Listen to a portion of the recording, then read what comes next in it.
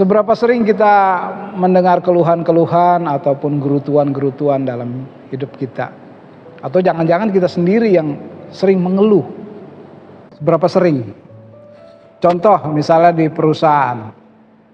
Bos, aduh masa saya harus pekerjaan saya banyak sekali sementara teman-teman yang lain, rekan-rekan yang lain tidak sebanyak saya. Tidak adil nih bos. Bos, masa saya harus masuk di saat-saat libur, saya harus masuk. Aduh, ini gimana nih pekerjaan ini? Saya selalu bekerja dengan baik bos. Saya harus masuk. Duh bos, gaji saya nggak naik-naik bos, gaji saya hanya 10 koma bos. Tanggal 10 udah koma. Atau di tengah-tengah keluarga, ada keluhan-keluhan yang terjadi. Aduh, istri saya kalau ngomel itu, aduh sampai lupa passwordnya saya untuk berhenti itu. Terus nerocos. Istri juga begitu, aduh suami saya kalau pulang kerja itu datang sampai rumah nonton ataupun pencet-pencet handphone saja kerjanya. Tidak ada bantu sama sekali. Itu suami dan istri. Orang tua terhadap anak juga begitu. Aduh anak saya itu ya, kalau disuruh bantuin orang tuanya ada kata saktinya tuh. Entar, kalau sudah entar ditunggu 30 menit, 1 jam, tetap sama nggak bergerak. Dan kalau kita ngobrol dengan rekan-rekan yang lain, sama anak saya juga seperti itu. Nah, sama ada kesamaan saudara di kisah Tuhan. Di mana lagi? Di dalam pelayanan kita, kok yang melayani saya terus? Sementara kan banyak pelayan-pelayan yang lain, tapi kok saya terus yang melayani? Ada keluhan. Di jalan begitu juga. Ini bagaimana jalan ini macet dari pagi, siang, sore, malam itu macet terus. Yang enggak hanya jam 1 sampai jam 5 subuh. Aduh, kehidupan kita saudara-saudara diisi dengan keluhan-keluhan. Kehidupan kita, hari-hari kita diisi dengan gerutuan dan bersungut-sungut.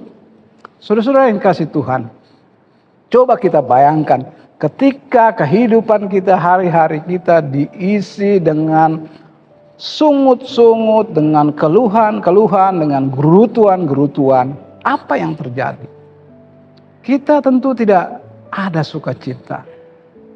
Kita tentu tidak ada damai sejahtera. Kita tidak merasakan berkat-berkat Tuhan. Nah, saudara-saudara yang Tuhan Yesus kasihi, hari ini saya akan berbagi ada satu ayat firman Tuhan yang ini menjadi dasar buat kita mampu untuk tidak menggerutu, tidak mengeluh hari-hari kita. Kolose 3 ayat 23.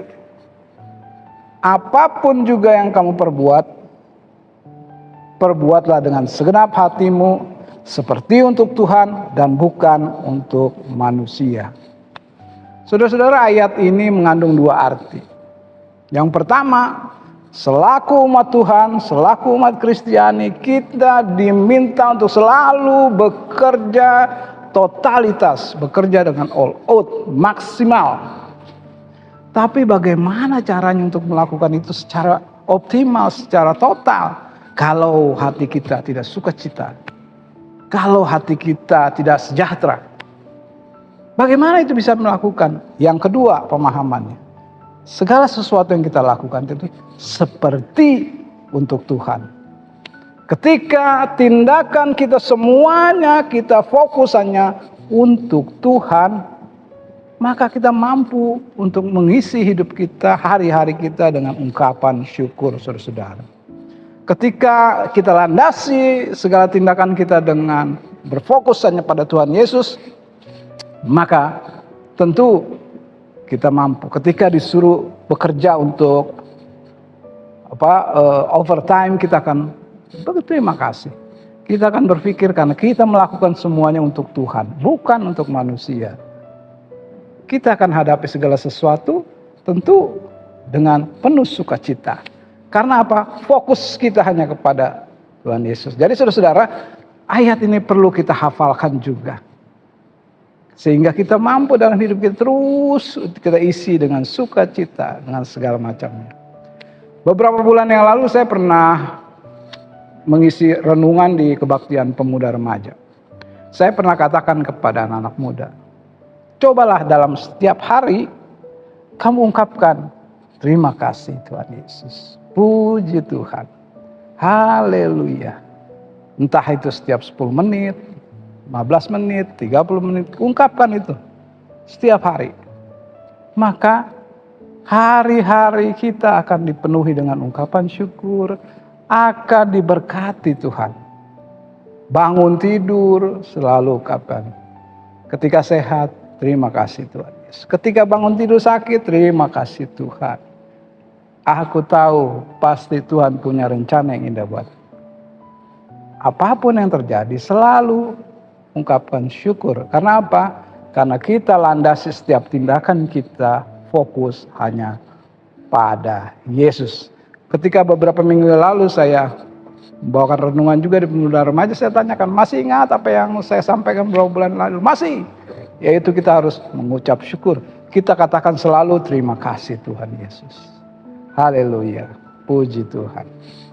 Nah, Bapak Ibu Saudara yang dikasihi Tuhan, ketika kita melakukan segala sesuatu fokusnya pada Tuhan, apa yang kita dapat? Yang pertama, hidup kita selalu mengucap syukur. Tentu kita akan selalu mengucap syukur. Yang kedua, hidup kita akan dipenuhi dengan sukacita. Kita akan selalu sukacita. Tidak murung, tidak marah, selalu sukacita. Yang ketiga, ketika kita mendasari segala tindakan kita awet muda. Karena kalau marah-marah kan kita berkerut ya. Coba bayangin ya, kalau yang cantik itu kalau mukanya selalu marah-marah, jadi nggak cantik. Yang ganteng juga begitu. Ketika hidupin mukanya marah-marah terus, dia tidak akan ganteng. Ya, tapi kalau kita tersenyum, selalu mengucap syukur, selalu melandasi segala sesuatunya untuk Tuhan, maka kita juga diberi awet muda. Kesehatan. Yang keempat, kita mudah mengampuni. Tentu kita akan mudah mengampuni. Karena kita landasi semuanya fokusannya pada Tuhan Yesus. Yang kelima, kita bisa menjadi berkat. Kita bisa menjadi motivator. Kita bisa menjadi patron buat orang lain.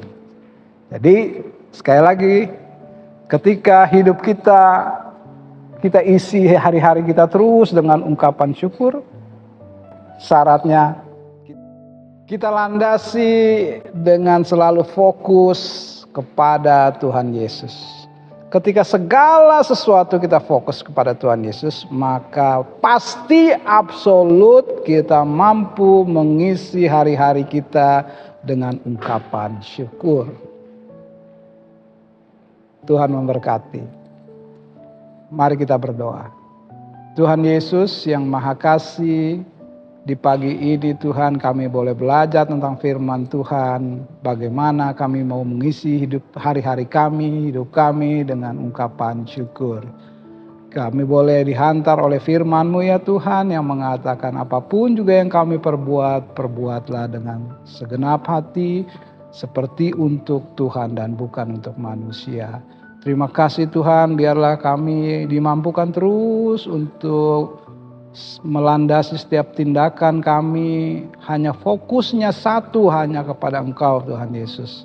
Sehingga di hari-hari kami mampu untuk bersyukur. Kami mampu menghadirkan damai sejahtera Tuhan. Terima kasih ya Tuhan Yesus, berkati aktivitas kami di hari ini. Dalam nama Tuhan Yesus, haleluya, amin. Sampai bertemu di episode berikutnya. Tuhan memberkati.